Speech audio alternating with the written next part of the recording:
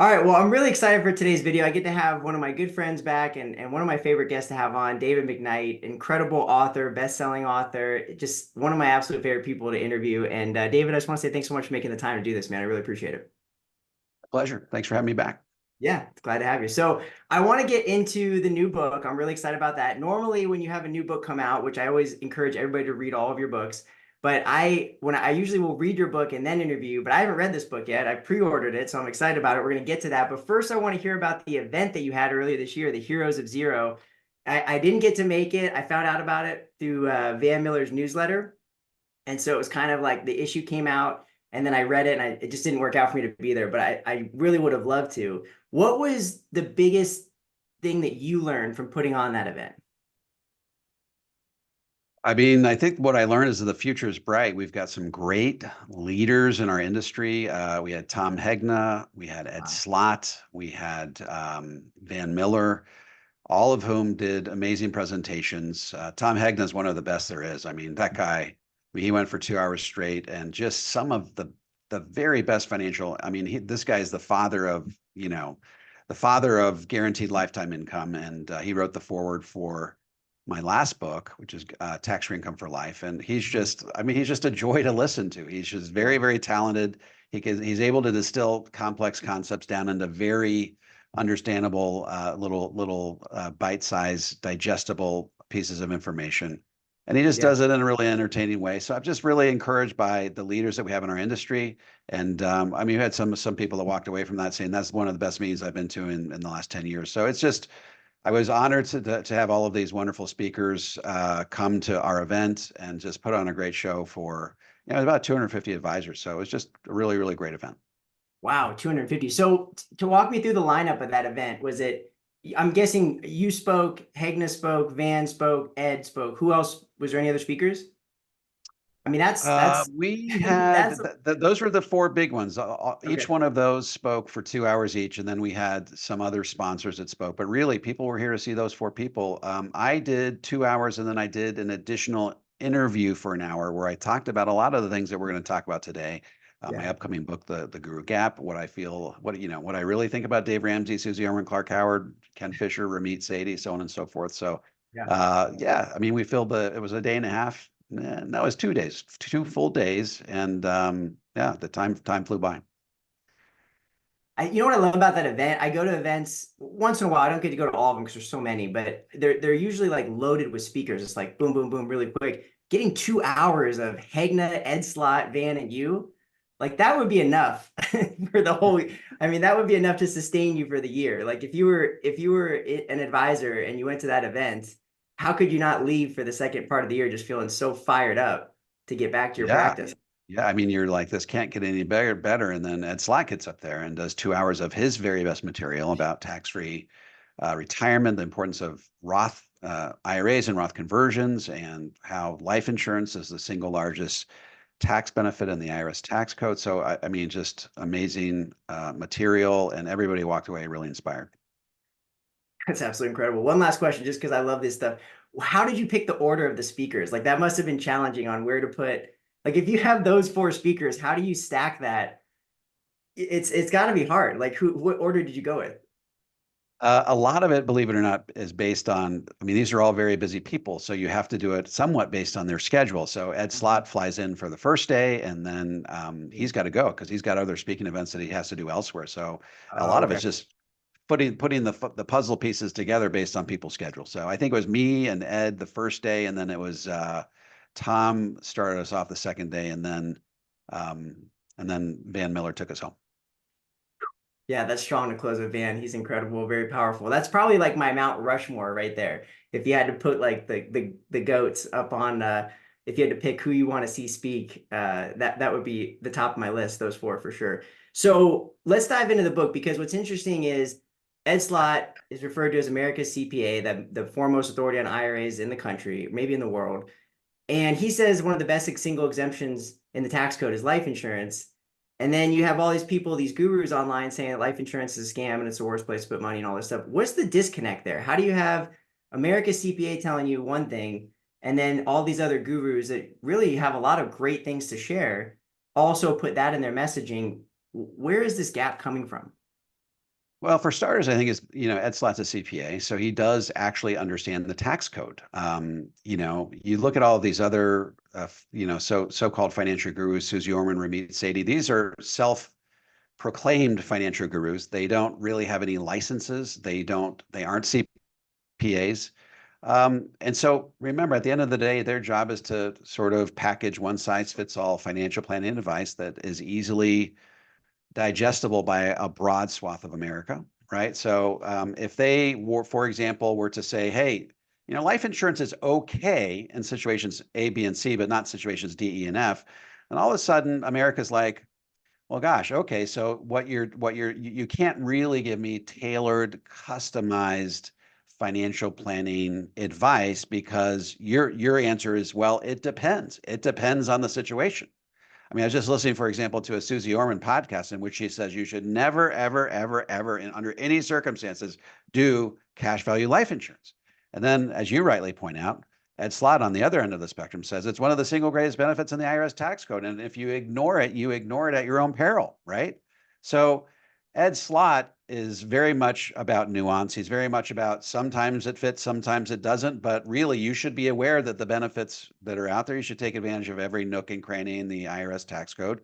And Susie Orman has to adopt a much more nuanced approach. Sorry, and a much more unnuanced approach because she Right. has to package, a message that will apply to every single one of her listeners across every possible demographic.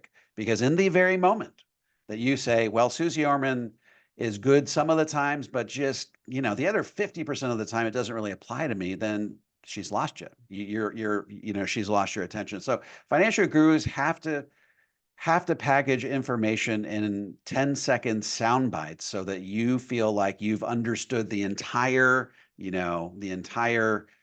uh, extent of the topic based on that 10-second soundbite. And as you and I know, Daniel, that is simply impossible to do. There's so much nuance out there. There's so many different situations. There's so many different types of scenarios that are so different one from another that you couldn't possibly get any sort of coherent advice from that type of watered down financial advice. Yeah, that makes sense. I don't know about you, David, but whenever I'm looking to somebody that I want to learn from, if they're making a lot of statements where they lose their objectivity, to me, they lose me because then I start to question their motives. Why do you think that these gurus have been able to be so successful and so popular, even though they have these clear biases in their messaging? Why do you think people gravitate towards them? How did they get so much popularity if people have the ability to discern who's telling you the truth based on what they're selling? Where does that come from? Like, why are they so big in your view of writing the book? Well, let's take a look at Dave Ramsey. I like Dave Ramsey. I like a lot of what Dave Ramsey says. There's a lot of what Dave Ramsey says that's true. I remember listening to a YouTube video of him not long ago on a main stage somewhere, and he spoke for about 30 minutes. And I remember thinking to myself, man, I agreed with everything that guy just said. Okay, so Yeah. the problem is not in the true things that they're saying, like get out of debt and you should save 15% at least. These are good types of things that are moving a lot of people that are financially illiterate off of square one and towards financial independence. That's not the problem. The problem, pardon me, the problem is when they sort of get out of their lane. And Dave Mhm. Ramsey, I've said this before, something that I call the Dave Ramsey circle of poverty. He's very, very good at getting people out of poverty and on their way to financial independence by saving and get out of debt, so on and so forth. Like I don't think there's anybody better out there at doing that particular thing. That is his sweet spot. That is his unique ability. That is his superpower. Mhm. But when it comes to retirement, it's a whole different story. I mean, Dave Ramsey starts saying things like, gosh, once you have $1 million, you can then at retirement start taking 8% sustainable withdrawal rates on that $1 million. So you can take out $80,000 per year. That $1 million will deposit 80,000 golden eggs January 1st every year in your bank account in perpetuity, as if that's actually mathematically possible. Okay, so he gets you out of debt. He gets you on the road to financial success. You accumulate $1 million, and then he promptly bankrupts you by telling you to take 8% withdrawal rates. I mean, Wade Pfau, he says that if you follow that course, You have every last penny in stocks like Dave Ramsey recommends. You take 8% withdrawal rates, you will run out of money prior to life expectancy 63% of the time. It's not even a coin flip. It's 2 out of 3 times you will run out of money prior to life expectancy. So like these people are good at certain things. There's a lot that I love about Susie Orman. She doesn't adopt an 8% distribution rule, for example. She's like 4%, maybe even 3%, right? Mhm. So if you could, pardon me, if you could, I do this a little bit in my book. I talk about all of the good things that they do. And then I talk about the bad things that they do and say, oh, look, how can we harness the good things that they're preaching and Yeah. and slightly tweak what they're saying that might potentially lead you astray. Let's harness the good, let's eschew the bad, and let's create this perfect financial plan that will help you wring the most efficiency out of your retirement savings. And so Wow. it's just a question of, look, we can't put all our faith in these guys. They're not licensed. Okay. They have motives.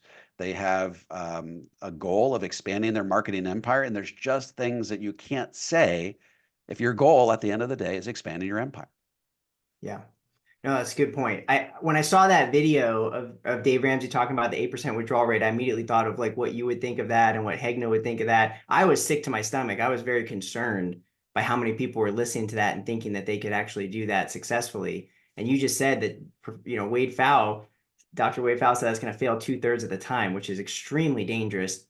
That's interesting. And congratulations on your video. I really loved that video you had tremendous success, like over what was it, like 400,000 views, pointing that out. And I'm so grateful for that because that's getting the message out there to help balance that out that, hey, that's really reckless and dangerous. So congrats on that. Take me through, and I think you just did, it kind of alluded to it, but I'm really curious about the subtitle of the book. That's what I'm most excited for is like, can you give us kind of a sneak peek, or maybe that was what you were just saying, but something that tells us like how people get back on track from, because if they've followed this their whole lives, it's not really easy to challenge someone's paradigms and someone they believe in and follow. How do you help people take the good and move in a direction that's optimal for their retirement? Yeah, so the subtitle of the book is "The Guru Gap: How America's Financial Gurus Are Leading You Astray and How to Get Back on Track." Yeah. So, at the end of the day, everybody wants to wring the most efficiency out of their retirement savings. They want their money to last. And the number one fear of Americans is not, at least in retirement, is not, much to my chagrin, it's not rising tax rates. It's actually running out of money before they run out of life. That's their number one fear. And it's survey after survey after survey. So the question is, what combination of strategies will increase the likelihood, will maximize the likelihood that your money will last through life expectancy? And if you ask Ken Fisher will tell you it's the 4% rule. Build $1 million and then build a huge pile of money by day one of retirement, and then constrain yourself to a little tiny, 4% withdrawal rate on that $1 million. I mean, it's a pretty expensive way of mitigating longevity risk. Susie Orman will do the same thing. Dave Ramsey, gets around that by doubling your sustainable withdrawal rate to 8%. So that obviously is not going to work. So, Yeah. so uh, an alternative that these financial gurus demonize over and over and over again is that four-letter word, it's a four-letter word for a lot of people, annuities, right? And I always tell people, if you don't like annuities, then you're certainly not going to like Social Security or that company pension that you're planning on receiving in retirement, because all those work by the exact same principles. Okay. Yeah. So what we found is that if it takes, according to the 4% rule, $1 million to achieve a $40,000, $40,000 lifestyle adjusted for inflation every year, you can actually do that much less expensively with an annuity. So, for example, based on today's interest rates, you could actually create a 4%, a $40,000 stream of income adjusted for inflation with about $650,000. Okay, so instead of earmarking $1 million to get that $40,000 stream of income, you could do it with an annuity for $650,000. What does that do? That frees up another $350,000 with which you can do some very interesting things, like invest in some cash value life insurance that will give you a long-term care benefit. A lot of these companies will allow you to receive your death benefit in advance of your death for the purpose of paying for long-term care. That's huge. You can build an emergency fund, discretionary fund, so that in the event that you got to repair the hole in your roof, or you want to take a trip around the world, you've got an extra slush fund with which you can do that. You can build a what I call a volatility buffer or volatility shield, which basically says in the year following a down year in the market, You can live out of your volatility buffer, which is actually a cash value life insurance that gives your stock market portfolio a chance to recover before you take further distributions. That can increase your sustainable withdrawal rate on that stock portfolio as high as 8% with a 95% likelihood you won't run out of money. So, Wow. I mean, these are all things that you can do with annuities and cash value life insurance. But if you follow, if you follow what the gurus say, these things are verboten. You can't even consider them. You shouldn't even touch them with a 10-foot pole. They're just there for money grubbing, commission hungry financial advisors to line their pockets. I mean, this is really the message that we're getting from financial gurus. And what I'm trying to say is, look, if you go down that road, great. You know, Dave Ramsey may give you the warm fuzzies, but it all comes at a cost. And the cost is you will run out of money much sooner than you otherwise would have had you incorporated life insurance and annuities into your financial plan. It's so true. I think the first time we met, I asked you for a piece of advice. This was years ago, and you'd said, pay attention to the economists. And that academic approach has served me so well in my career and my clients, just focusing. And what's interesting is if you look at the economists, there's really no debate amongst them. There's a pretty consistent theme when they study retirement that the optimal path is some form of annuities and life insurance. I know you probably read that Ernst and Young white paper that just came out Or proving have. all the different ways that you can optimize your retirement. And I think that that's really important. My concern is, this is my last question, David. I probably run about 20, 25 meetings a week. I've never collected the data, but if I had to guess, I would say more people come into my office with a negative natural stigma about annuities and life insurance than come in with a positive or neutral disposition about those. I think a lot of that is this marketing message, these 10-second sound bites you keep referring to about, you hear these things like, I hate annuities and you should too. And then someone sees that enough times and they internalize it. How does that start to get fixed? Because I feel like it's very damaging for the consumer that actually needs these tools and thinks they're bad, trying to do the right thing. How does that start? I mean, I feel like with what you're doing, that's a really positive way to help balance the scales. But in your view, what does it take to actually fix that?